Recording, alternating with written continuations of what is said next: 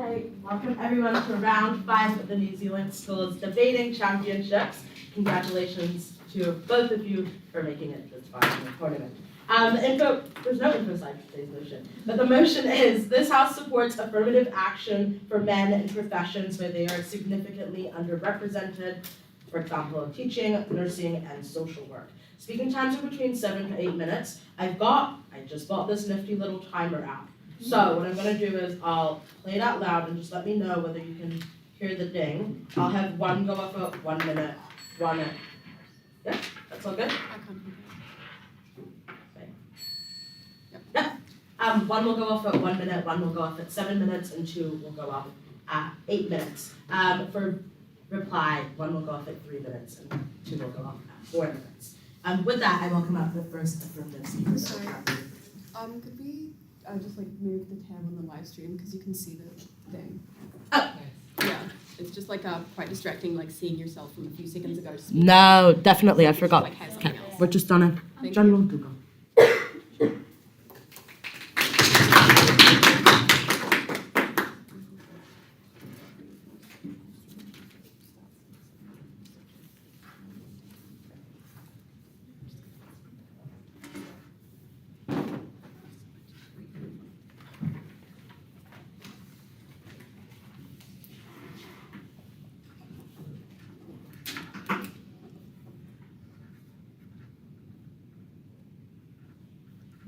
Three things in this speech. First, on setup, secondly, on society, and third, on the benefits of males in these roles within society. And then for my second, his substantive contribution will be about the diversity of the perspective. So, firstly, on setup. So, the model, what does this look like when we're doing this affirmative action for men and for the underrepresented roles within society? So this looks like promotional campaigns, it looks like scholarship incentives, and basically anything, it's just like showing people what it looks like for men to be in these roles, it's showing the benefits of having men in these roles, and it's showing how men can be within these roles and make a positive difference to the community and to the wider society.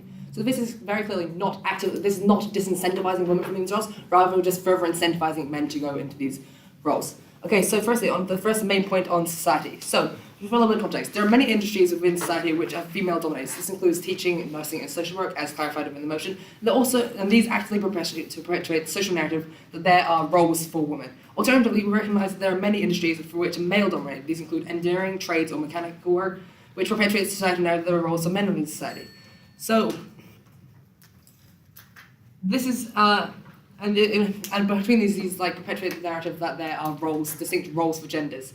And we see this within the status quo, and we see that we are going to start breaking this under the motion. So this is a negative thing, as it influences the young men and women of today's society into thinking that they must fit into these stereotypes, which reduces their ability to make decisions based on what they actually want, and rather forces them to conform to society.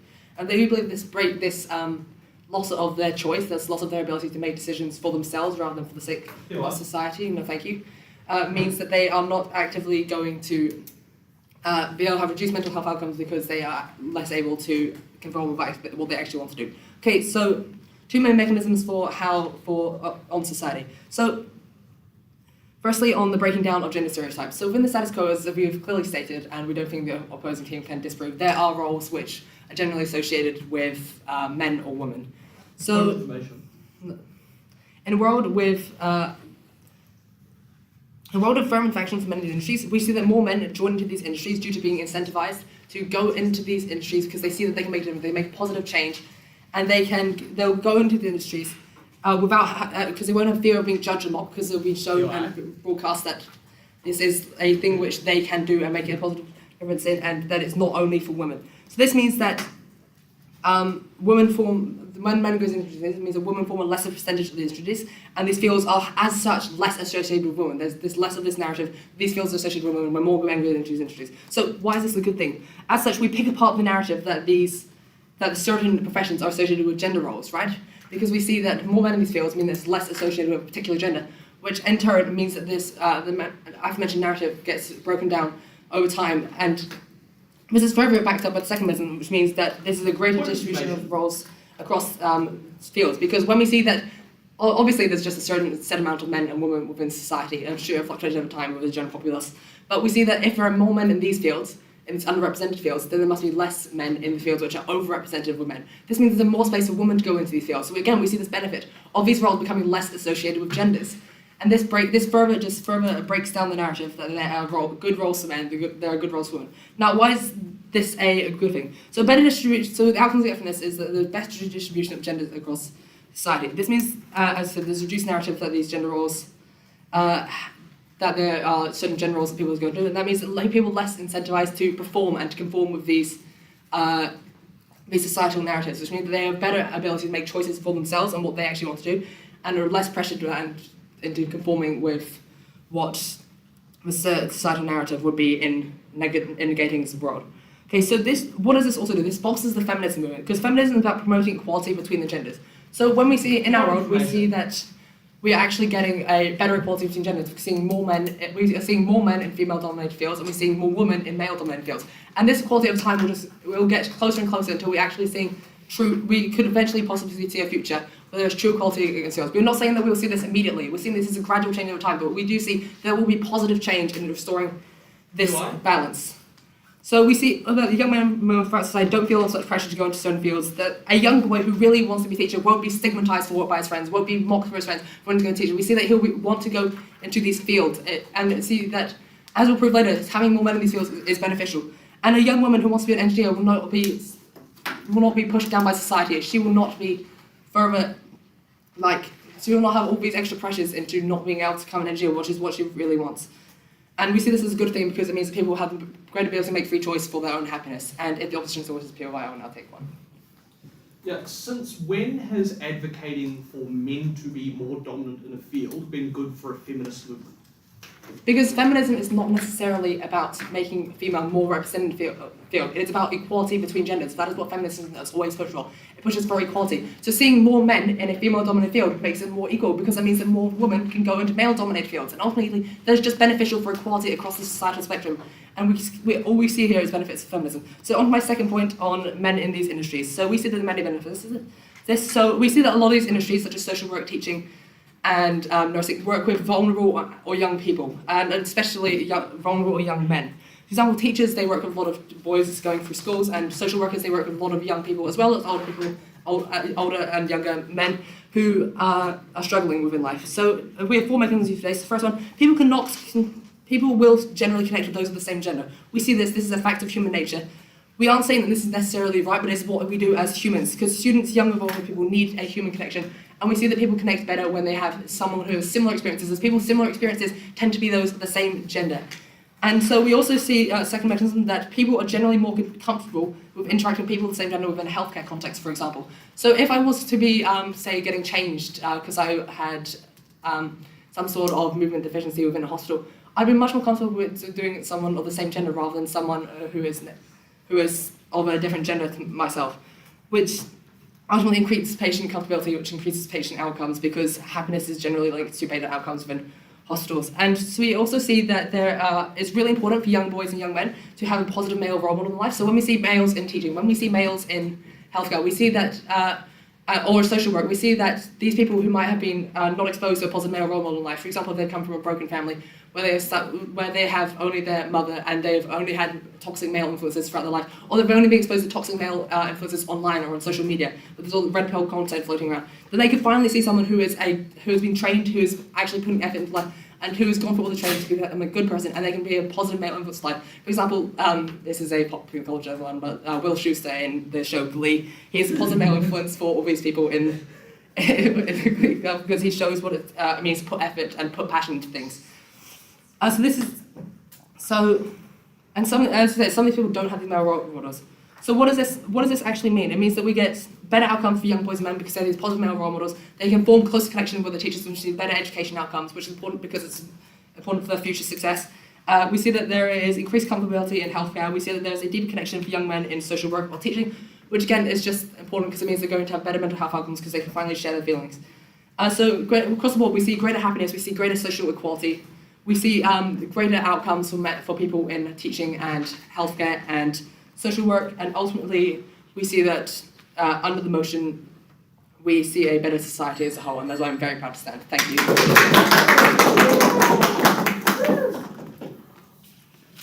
I thank the speaker for his speech, and I now welcome up the first speaker from AUP.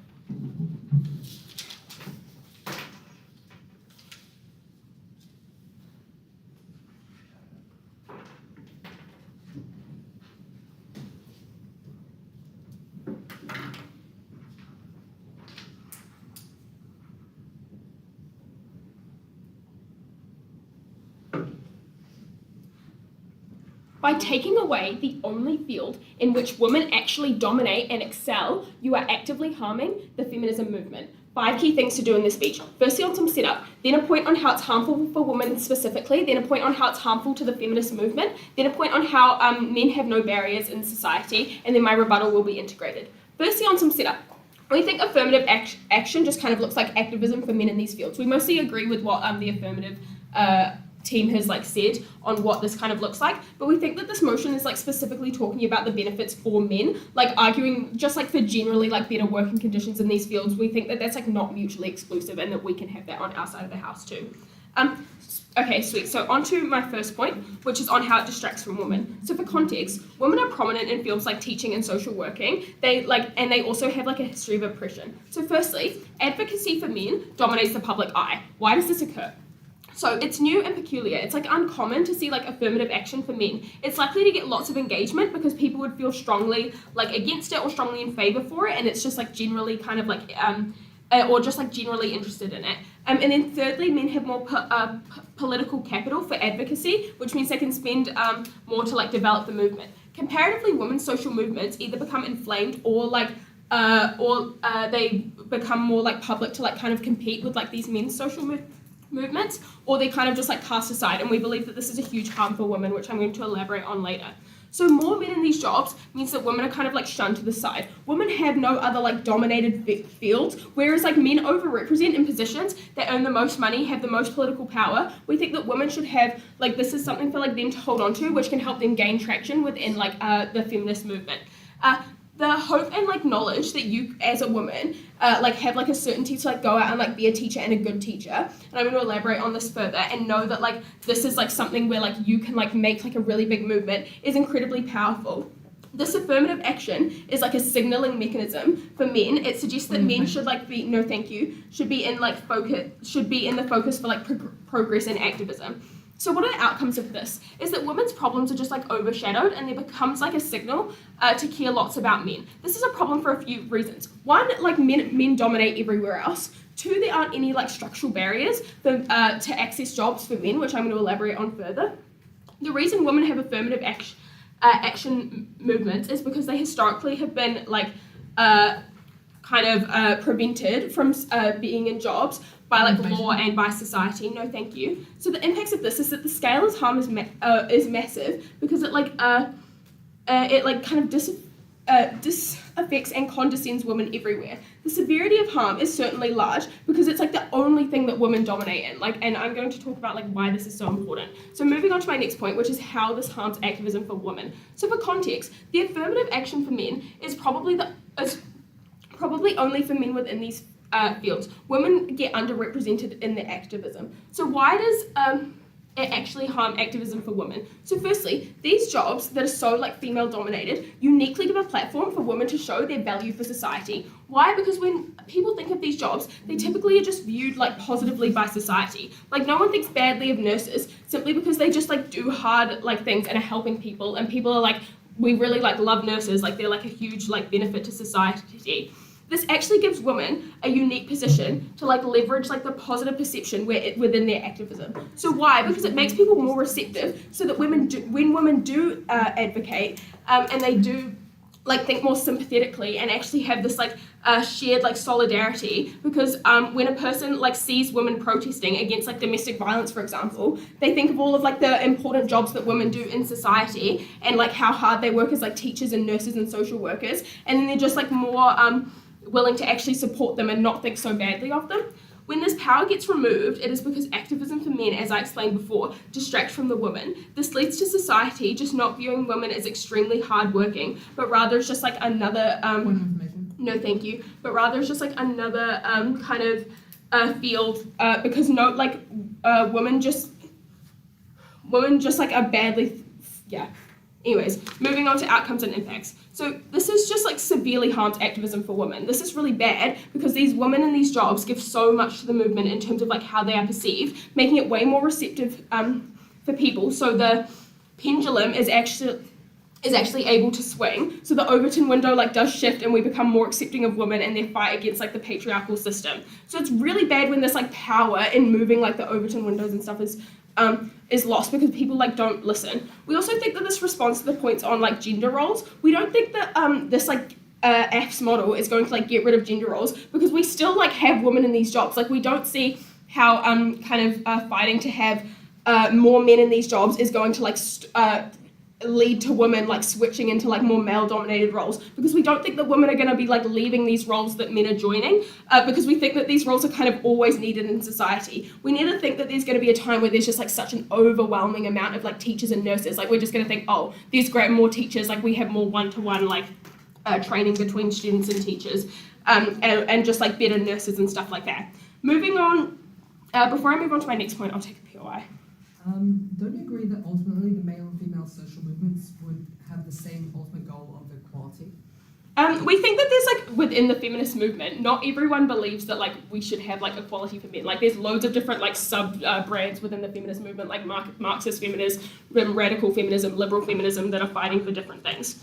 Moving on to my next point, which is that there are no barriers for men. So for context, we live in a patriarchal society. So women are underrepresented in fields because there are barriers that like prevent them from getting there. So this looks like not taking like a coding class in high school because the classes were like full of boys and they were really mean and like nasty and there were like no other girls there and you didn't want to be sitting in a class with no other girls and it wasn't seen as cool. So like you just didn't do it. We also, no thank you, would like to respond to their point on like how you would like only connect to like the same gender in schools. But like most schools do have male teachers, like even like all girls schools. I go to an all girls school and there's loads of male teachers. Also, we would like to respond to the point on like nurses, like you want someone of the same gender. You can request a nurse that's the same gender as you if you're doing like anything that's like remotely intimate. Like we just like don't think that that's true.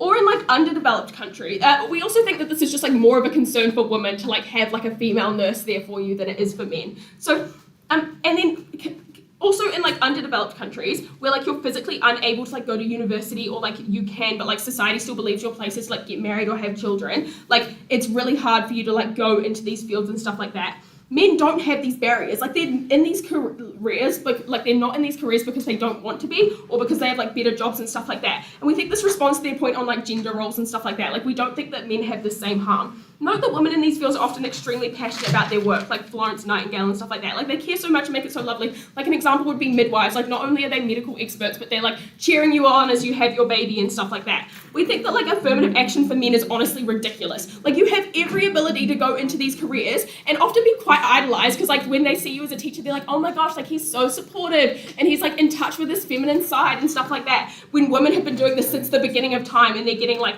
no kind of like not as much support. So in our world, women are like specifically appreciated for the work that they do, and we can weigh this highly because the severity for men when they don't get affirmative action is really minimal, but on the comparative, the impact for women when men do get like affirmative action is very large.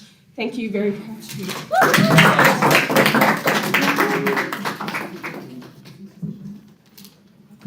you for that speech. I now welcome up the second speaker of the affirmative.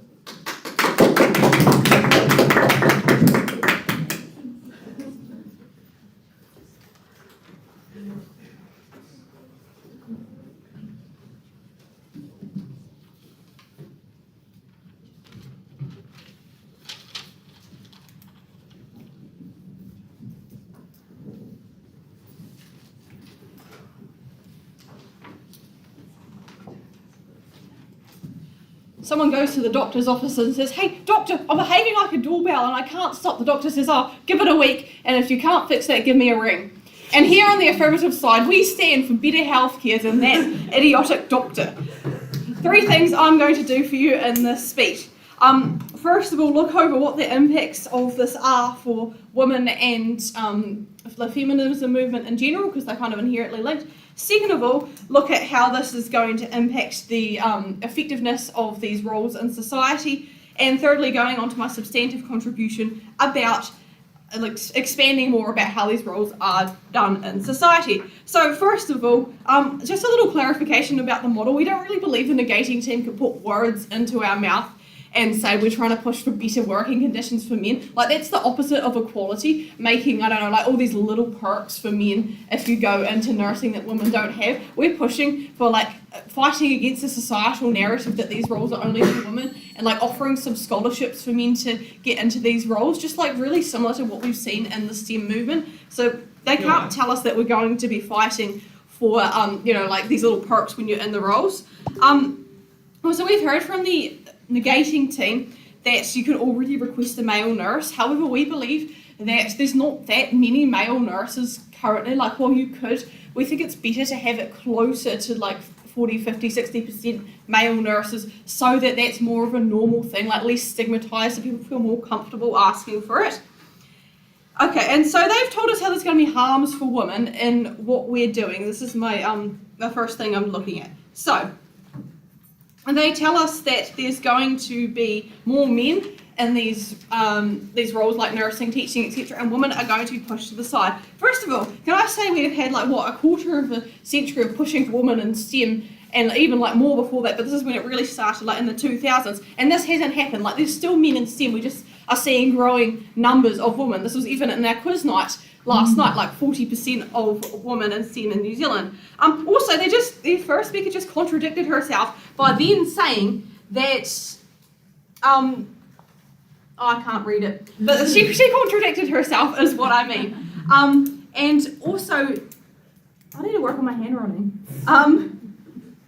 What we see is that they also said that men aren't that important, like we need to be fighting for women. Please note that the patriarchy also harms men. Like, it's pushing them into this role that they have to be like all macho, and they can't do these roles, which is like servitude and helping people. So we're actually working with feminism to allow for a society where we're not so constrained by our gender roles and are allowed to make our own choices.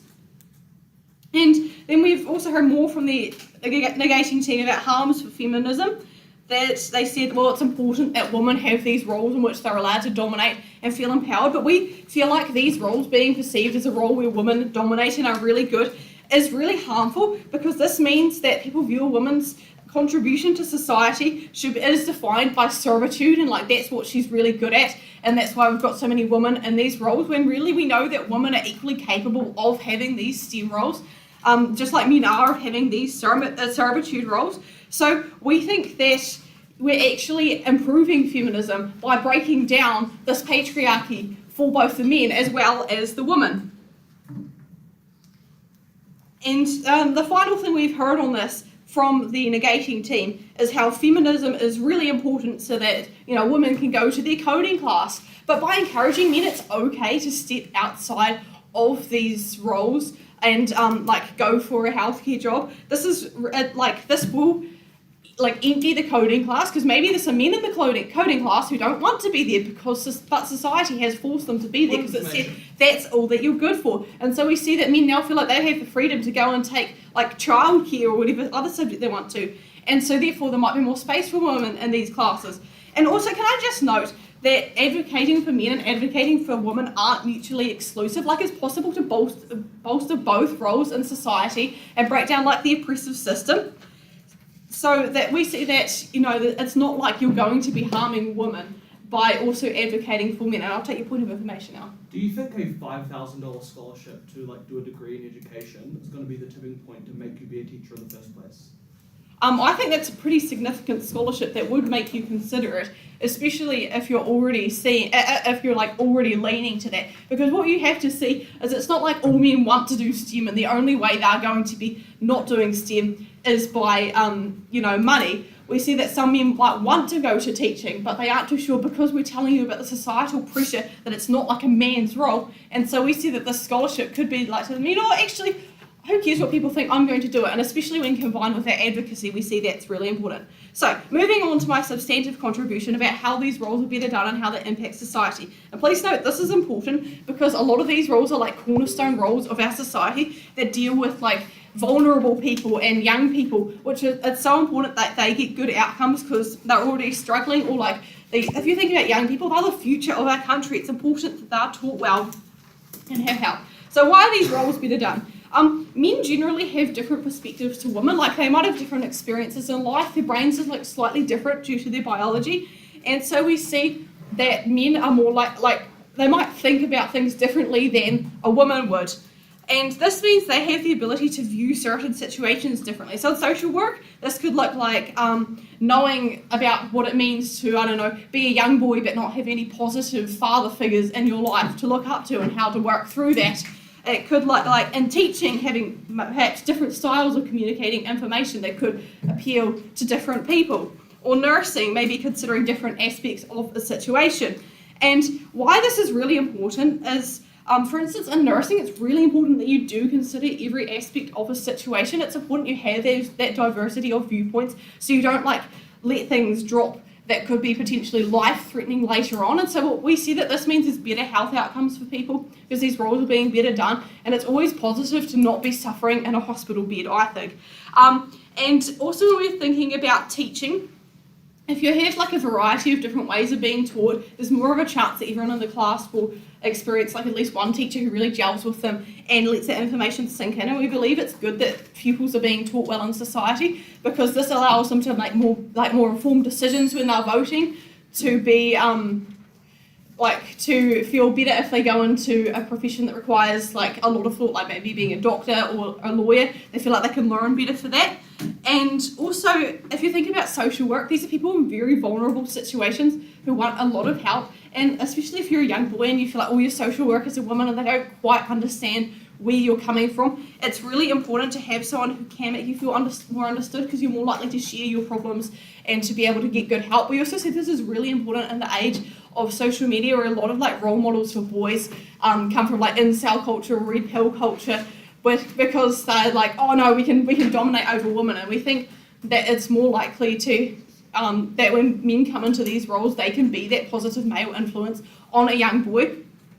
And we see that this means that men in our society will be like more respectful to women, more respectful to each other, and that they'll feel like they have gotten help. And I cannot stress how important this is to people when you're going through such a tough time. So proud to affirm. Thank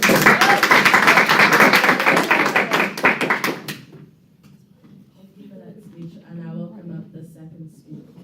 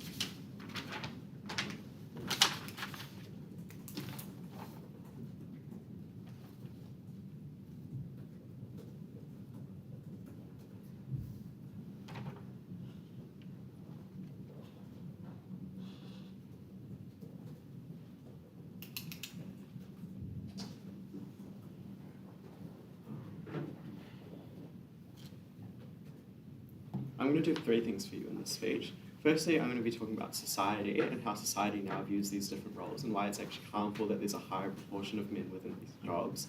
Then I'm going to be talking about the idea of men specifically and why they don't necessarily need the amount of support that they want to claim. And then lastly, I'm going to talk about the jobs and what dealing with all the material about how their jobs are better done. So firstly then, on society, this was their main push, right? The specific line of analysis was essentially that when you get more men into these roles, you break down the gender stereotypes of why,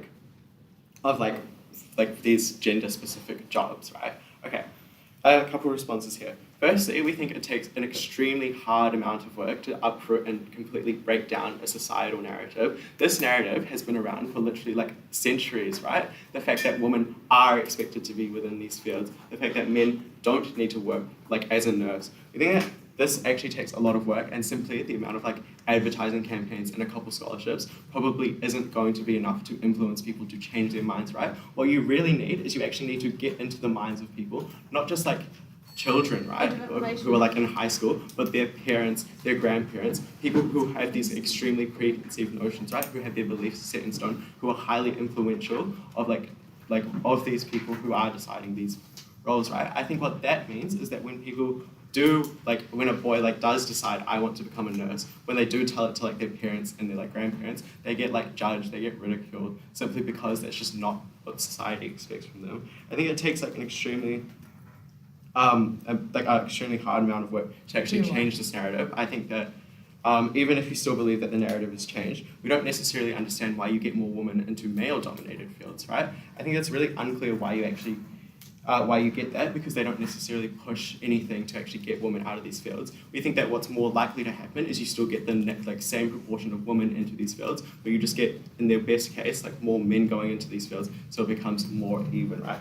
But why then is that actually potentially harmful? I think that these workspaces are really like good for women to be able to like connect with other women. These are like very like where they can actually feel more safe within their work environments, right? Because it's so woman dominated, they don't have to like, it's not the same as like in an office environment where you're like one woman in a room full of like 20 other men, right? And you feel like you're constantly being like judged and you feel like inferior to the people in your room, right?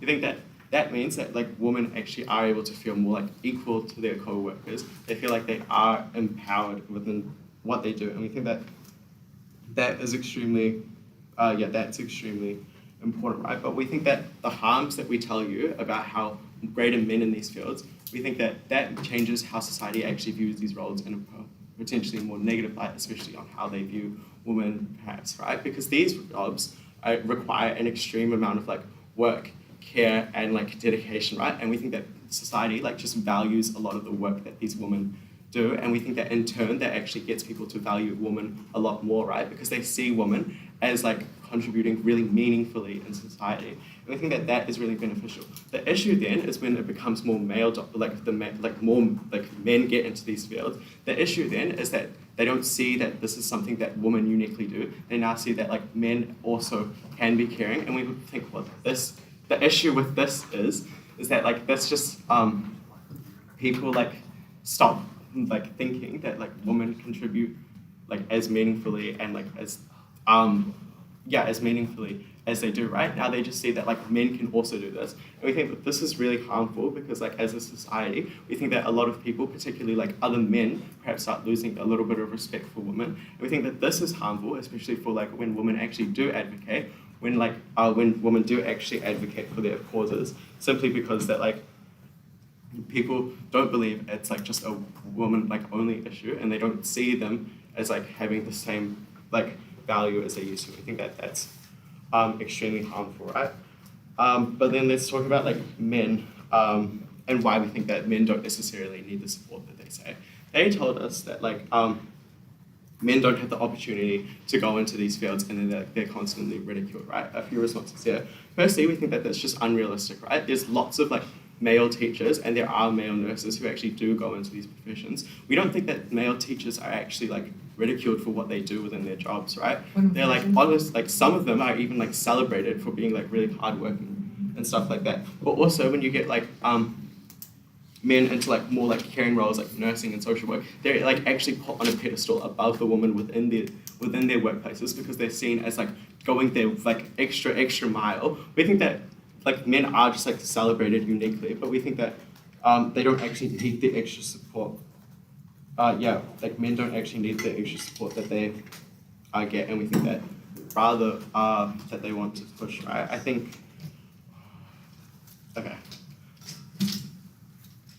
Okay. I'll take a POI. Do you believe that the fact that these fields are so underrepresented by men is indicative of the fact that there is actually a social pressure against people going into them?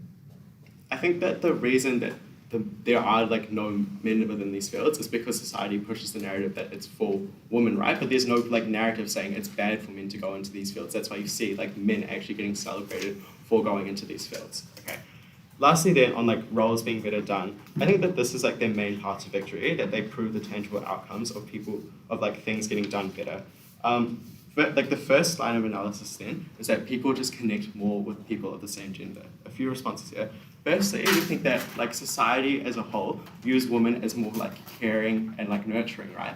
That means that people are more comfortable when they're around a woman, regardless like of their gender, right? We think that this is because like there's the idea that women just are more caring and nurturing, because when people think of men, they like typically think of them as like a little bit more aggressive, a little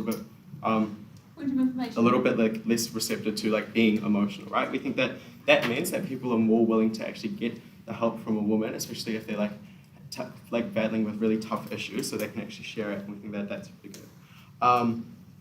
But also, right, when they tell you this push that you get different perspectives and different ways of doing things, I think we can like prove this wrong, right? Because sometimes you actually get this like inherent bias of them being a man. We think that this could be potentially harmful within teachers, because they talk about the harmful push of like sexism and like radicalization pushed upon to like young boys, right? But there's literally nothing stopping like the men who hold these like really harmful beliefs from going into these jobs as well, and we think that that could be pushed on. But also we think that the training and like education that they receive to like actually fulfill these roles is just like completely similar and the same for everyone, right? That's to say that nurses are probably like taught to like administer like medicines and how to do like set up the beds and stuff in the same way. We don't necessarily think that there's going to be a different way of people doing stuff just because if they're a man or a woman. We don't think what this does is this just like deals with their claims that things are done better within society. We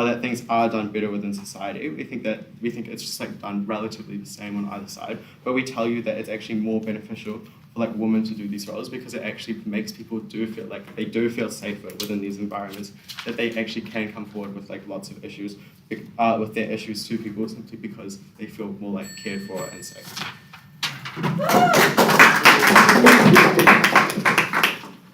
I now will come up with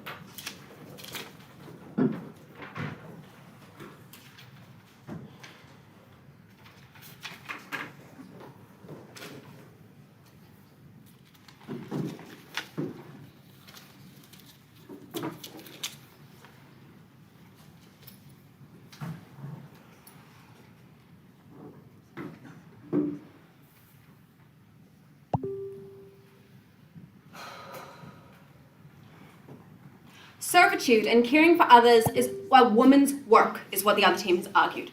I would like to talk about three main things within this debate. The first being, why is their side bad for women and why is our side good? A point of clash that we've seen on what is the feminist perspective within this take, and why is this better for certain individuals, including male and female individuals. So starting on, why is their side bad for women? The other team has repeatedly said, just as the second speaker said, that it's good that this is seen as a woman's work. A woman's work is seen as servitude, because when we look at the jobs that are female dominated, specifically within the examples that we are given, we are seeing nursing, we are seeing childcare, we are seeing social work, we are seeing things that largely relate to serving others and helping others and taking care of others. Thus we see that when we connect women with these roles, where we are saying that women are inherently tied to roles of servitude. We are tying women to their purpose and how they serve others.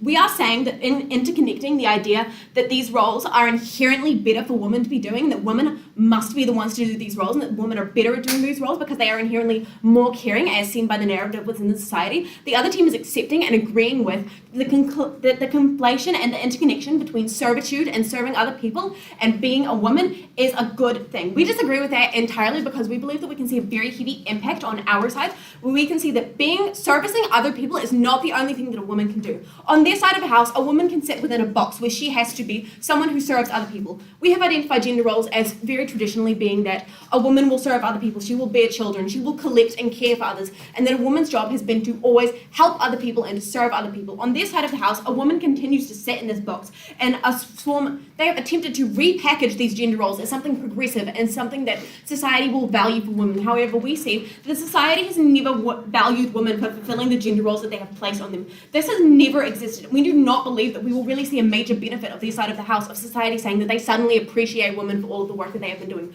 We agree that this is hard work. However, we do not agree with the idea that serving other people and being a woman is inherently connected. So we believe that their side is worse for women because on their side of the house, a woman can be one thing. On their side of the house, a woman can fit within this box, whereas they have not talked about how on their side of the house there is no major incentive for a woman to be going into a male-dominated field, whereas on our side of the house, we believe that we have proven that there is incentives for women to go into male-dominated fields. So on our side of the house, we have very clearly shown that it is feminist. It is inherently feminist for there to be equality between genders. While we agree that there are many different types of feminism in today's age, we believe that the origins of feminism have always been rooted in gender equality. Feminism has almost always, on all sides, been majorly about the idea that there should be equality between the genders, and this does not just mean that we disagree with male dominance. It means that we agree that the genders, there is no inherent difference between them, and that there should be a level of equality between them, which means that even when we see a female-dominated field, we see this as anti-feminist, because we are seeing that there is the idea that a woman is inherently better at something than a man, which we do not believe is feminist, because we believe that feminism is rooted in equality between the genders.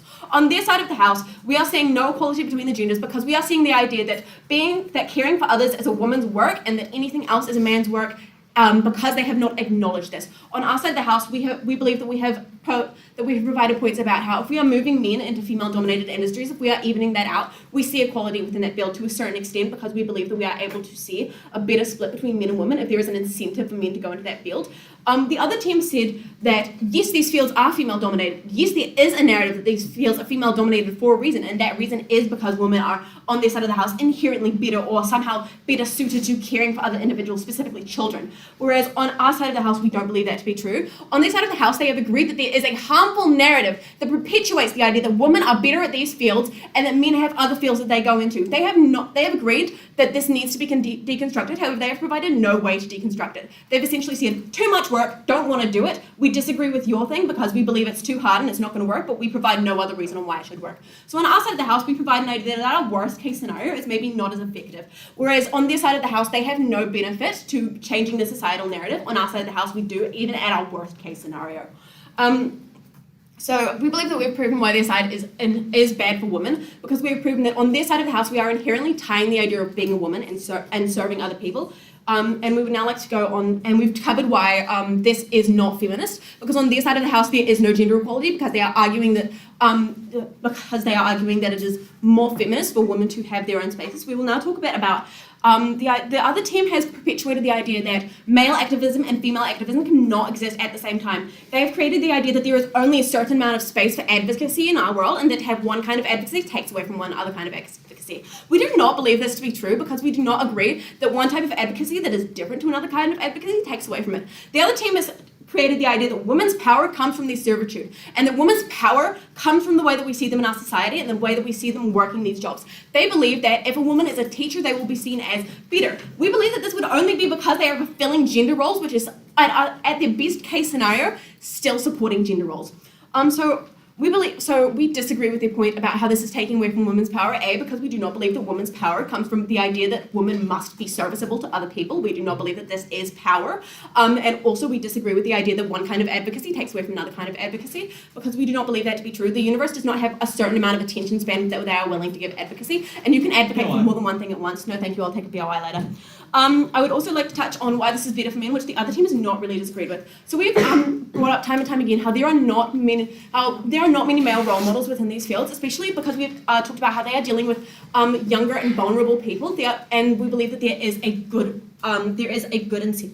incentive to try and actually have better male role models within these fields, because we believe that it is better for men. We have outlined why under red pill content we are seeing a further idea that masculinity is superior to femininity. We are seeing so many ideas about what a man can be, and on their side of the house we do not deconstruct what a man can be. On our side of the house we deconstruct what a man can be, because we argue that a man can be just as serviceable to society as a woman. We argue that a man can be just as caring as a woman, and we argue that a man can do whatever a woman can do in the same way that a woman can do whatever a man can do. We argue that there is no inherent difference between the genders, and that is better for men because these young and vulnerable people are able to see an actual example of what a man can be. They can see that a man can not only be what they see on the internet, but a man can be whatever a man wants to be in the same way a woman can be whatever a woman wants to be. We will now take POI.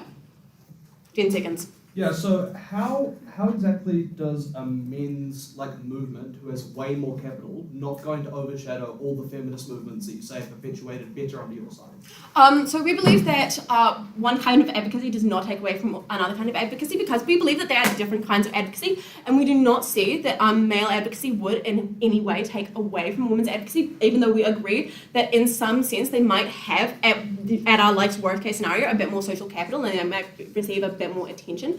However, we do believe that on your side of the house there is no advocacy for men, and we continue with these gender roles, whereas on our side of the house, at our worst case scenario, we see that we are at least trying to change these narratives. On your side of the house, we don't have that benefit.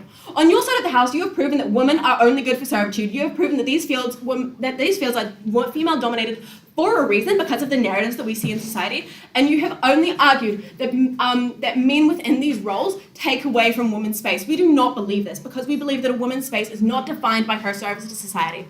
We believe that a woman can be whatever a woman wants to be. We believe that women don't have to fit themselves in tiny boxes. On your side of the house, you have the impact on women only being one specific thing and a woman being defined by her servitude. On our side of the house, we do not have this. We have a diversity within fields, we have equality, we have inclusion, and at our worst case scenario, we have a slightly less effective scenario, and on your side of the house, at your best case scenario, you have inequality between the genders and the inherent idea that a woman is her servitude. Thank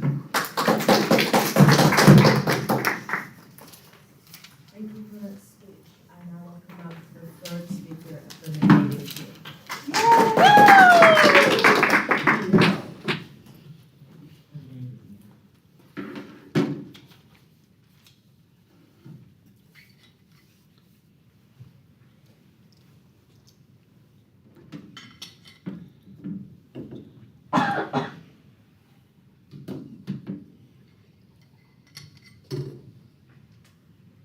The rhetoric out of Third F was really moving until I actually had a look at their model, until I looked at the fact that it's clearly ineffective as a means of signalling that you as a male now going to perpetuate a narrative about men being more dominant actually leads to more social movement that benefits women. I think that they fail at a few points in this debate. Firstly, they fail in proving this is actually effective, and then even if it was effective and you just pretend that you don't hear the first 3 minutes of my speech, then I'm going to prove to you why it's not good for men and why it's not good for women. Firstly then, on effectiveness. Their model is that some they told you they were going to have scholarships and vague sorts of support for men, for men to get into these sorts of jobs. That's what their affirmative action looks like. I've got a couple of things to say on this. Firstly, I tell you that I think the minor monetary incentive doesn't decide the degree that people want to study in the first place. Which means, secondly, the men who become teachers were probably already going to become teachers in the first place under our side of the house without the additional perhaps $5,000 incentive. I think the nature of the work of being a teacher is probably a larger determinant into whether or not you actually become a teacher. I think that's a more realistic conception of reality. Thirdly then, we tell you then that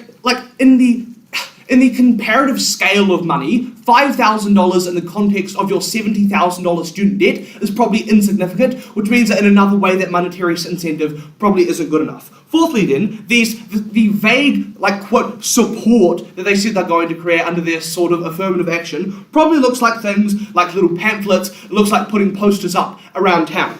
Then, we told you that like men get glorified. It's probably likely these people within these fields are actually perpetuated and being put on a pedestal, and the fact that they're probably like really good and in touch with their emotions. I don't think they've ever dealt with that material throughout their case. But we told that even if that's not true, that men aren't glorified in the first place, it's unclear why these pamphlets around town are actually going to change like grandpa's perception on you being as a teacher. I think it's unclear as to why this model has ever been effective to actually create change, to actually firstly change the social perception as to the way that people view teachers in the first place, and secondly actually get people into the job, because I don't think that the monetary incentive has ever been any better. I think that maybe where they have some sort of benefit is in like proving that men who are already in this job perhaps become a little bit more legitimized, but that becomes a little bit unclear when like firstly it's uncertain that you actually get any form of social change in the perception of teachers or nurses in the first place. I think they need to prove that there was a certainty in the change that occurs. I think because they weren't able to prove that, they sort of just asserted it would happen, means that you can't believe the material there. So, I proved to you it's ineffective. I think we can win on that. I think that the signal mechanism that says we should now focus on men and then nothing actually changing to benefit men or women means that they can never win that debate in the first place. Now then, if you pretend I never said that, let's tell you why they don't win on all the other things. Firstly then, on men.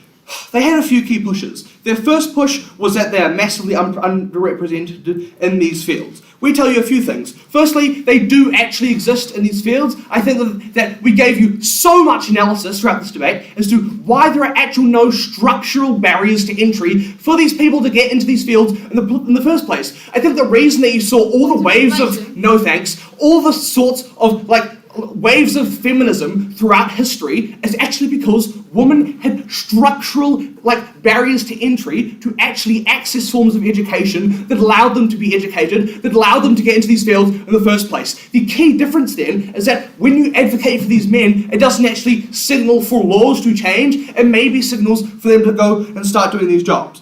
But then I told you, male nurses. We tell you that you usually get like You probably usually get change in front of men anyway, because most of the people in healthcare are men. Like, all the doctors pretty much are men. You're probably going to get change in front of the male doctors. If you don't want to get change in front of the male doctors, you just request to get change in front of like a female. I think that's always been fine. It's never been proven like the degree of impact that has your comfort as an individual getting changed under their side of the house. But then they told you like they're their second push then was that they're massively disaffected. I think this is where they played the smallest violin in the world to you, Judge, and I think you shouldn't really care about it. So, a few things. We told you they're literally represented in every other industry in the entire world. I think the fact they have that men are the most likely people to be millionaires and billionaires means that you should probably care about that a lot more. The fact they have more access to these forms of higher education, the fact that they're overrepresented in the STEM industry. We told you, we're more than happy to stand for women going into the STEM industry under our side of the house. What else did they want to say? They told you that like they're massively harmed by the patriarchy. The patriarchy doesn't just harm women. Judge, this is fake news. The patriarchy is about benefiting men and making sure that men are above women. Not being clear as to why, like, patriarchy, which is all about men, is not good for men. Weird conception. Point of information. No thanks. And then they told you about like healthcare in schools, how it's going to be massively beneficial for like a man to be in schools. Okay, this might be where they have some sort of marginal benefit. But you can never grant them that benefit if you don't have certainty that you get more male teachers in schools in the first place. Because of that, they probably can't claim the fact that you have this benefit of having these men in schools to like, I don't know, raise the next generation of young men who don't have these sort of like male model figures in their homes. Then we prove to you that there's never actually been a massive incentive for men to get much better under their side of the house. But we tell you that even if they do get all these benefits, these marginal benefits that they have under their side of the house, you shouldn't care about them because men aren't actually an oppressed group. Before I go on to women, I'll take a POI. When the opposition states that there's such difficulty in maintaining such a narrative to the extent where you have us believe it's impossible, how do you you respond to first the success of the women's STEM movement, and secondly, the social capital that you claim will overshadow the women's feminist movement? You can't. I'm sorry, there's too much going on that POI, I need to move on. Okay, on women, I saved the best for last for this one. Now, they gave you a bunch of rhetoric that told you that female jobs are that the narrative of gender roles are massively perpetuated under our side of the house, that women are subject to servitude. This has never been the case. I've got heaps of responses. Firstly, how is activism for men good for women? That's never been unclear. Secondly, we tell you that women want a field to cling on to have for themselves in the first place. We told you at LD that said no response throughout this entire debate is the fact that women probably want to be able to have this thing that they can cling on to, they can identify with, they can have dominance over. Never been unsure why that's unimportant. I think you should weigh that really highly. Then, thirdly, we tell you that women are just really good at these jobs. The fact that they're kinder people, the fact that you just feel more comfortable around women or whatever means that they're better at raising kids. Then they told you feminism is rooted in inequality. This is a really bad, is rooted in equality. This is a really bad misconception. This is just not true. We tell you that I really want the F team to go out and tell the Marxist feminists that they're all about equality for everyone. That's never been clear. But then we tell you that we're happy to stand to push women into fields of STEM. We tell you that the men's movement is always going to overshadow the women and their advocacy because of the fact they have so much more money, they have so much more political power. It's not effective, they don't help the men, they don't help the women. So proud to stand. Thank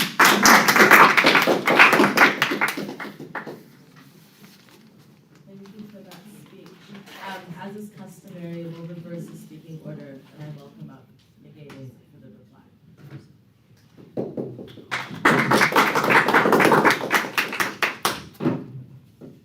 I'm gonna do leaders' reply. It's different to what was originally said.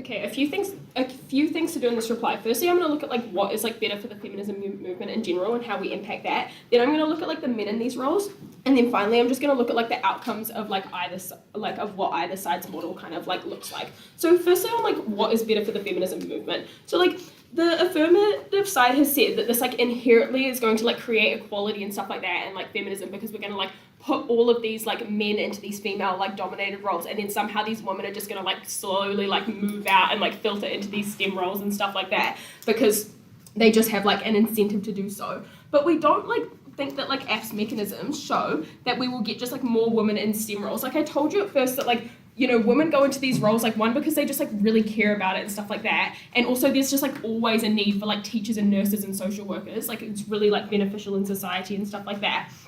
But then also we think that it would be far more beneficial to have these incentives for women to go into STEM roles. We've told you this and stuff like that. And instead we bring men into the only field where women excel, and we take the power away from them.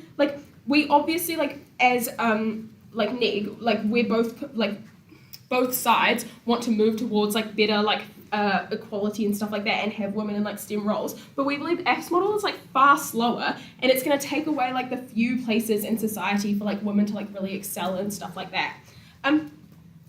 So what is going to create more equality? So we want to look at this in two different ways. So what is actually going to create more equality? So we've got option one, which is F's model, which is bringing an oppressed group option one, which is our model, which is bringing an oppressed group out and into more areas of society and pushing them into these STEM fields and stuff like that, or having men move into their female dominated fields and take away an area where women thrive and stuff like that. Moving on to men in these roles and stuff like that. Note that we think that this was their main path to victory in this speech. They said that men are really valuable in these roles, and they provide greater insight, and it's going to be great for teenage boys at school, and they're going to open up to these male teachers and escape the manosphere. So we told you first of all that these people are still receiving the exact same training. A female nurse and a male nurse, they're still going to be receiving this same training. They're going to be going into this with like the same amount of knowledge and stuff like that. But we also told you that women are just generally like far more caring. Like Nathan brought this up at second, is that people just feel like more like okay, like opening up to them and stuff like that. And I gave you the example of like midwives and stuff like that, and how they're just like cheering them on, and you know that's generally like a very like female dominated area, probably like the most female dominated area. And stuff like that, and how like people always talk about how they had like such a lovely midwife and stuff like that, and it was just so meaningful for them. So but also like even if we like do take them at their best and say that like oh like men are really valuable in these roles, we also told you that like we just have men in these roles and stuff like that, and that they can just go into these roles because they don't have the same barriers that women have, and they've always had the opportunity to like go into these roles and stuff like that because they don't have the same structural barriers. We've always had like male teachers in history and stuff like that. So the outcomes of like F side is that we just have men dominating like female roles more often, and so the feminism movement just kind of like loses momentum and stuff like that because they don't have the ability to like just be more like out there. Like it's just so much harder to like create momentum when you're like trying to prove to society your value and how valuable you are, and it's just kind of like being taken away from you because we're just moving more men into these roles. Thank you, very, very proud of you. Thank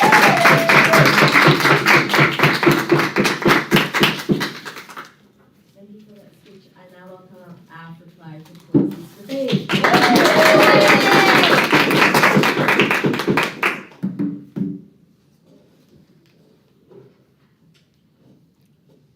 Three things I'm going to talk to you about in this reply. First of all, whether our model is actually going to work. Second of all, what the outcomes for women are. And then finally, is this going to help people get better service from these roles? So first of all, we've heard from the negating team that our push isn't going to work. You know, this money isn't going to be that effective. However, they also admitted that there is a force holding men back from these roles, i.e. the patriarchy, i.e. women are viewed as better for these roles. So there's obviously some stigmatization about it, which they've obviously admitted it.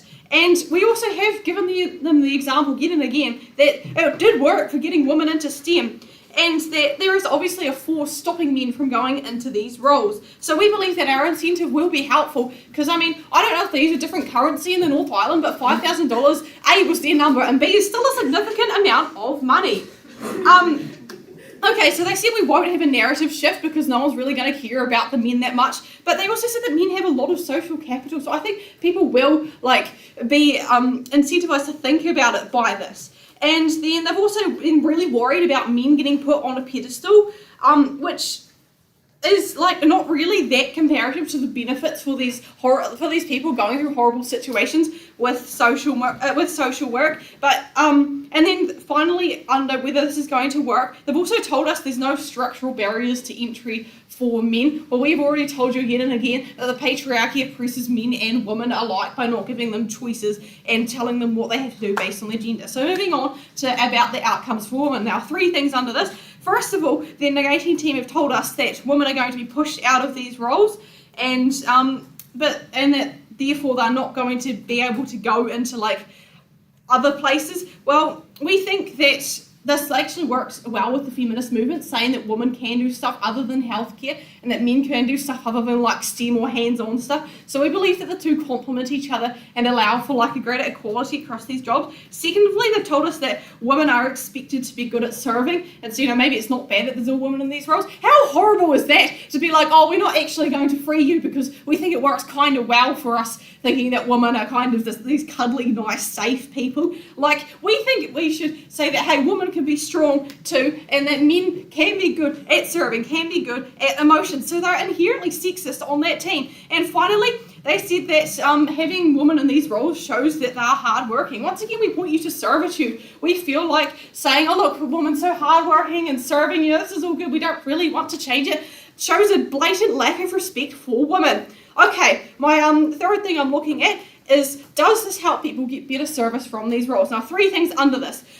First of all, the negating team has told us that women and men get taught to do stuff the same in nursing anyway, so it's not going to affect. Sure, you can go into nursing and have like the same mental knowledge, but it doesn't impact how you relate with people. And also notice they picked on nursing, which is like kind of our weakest one. They haven't really responded to anything about social work and teaching, which is really all about like how you connect with people. Second of all, they've told us that women are viewed as better in these roles, and so like it's fine to keep women there. Now, we've told you time and time again about how this is bending over to the patriarchy, this is unfair to women, and that they don't want to change this. And then their third push was about how there's male nurses anyway.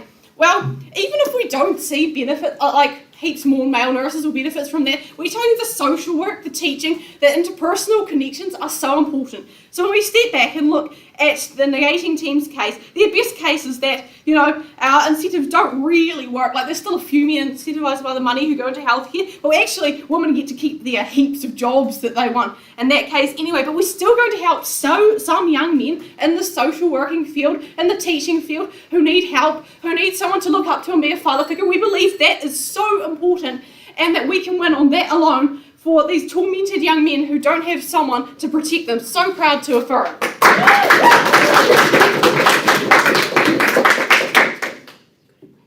you so much, guys. You can cross the floor and shake hands.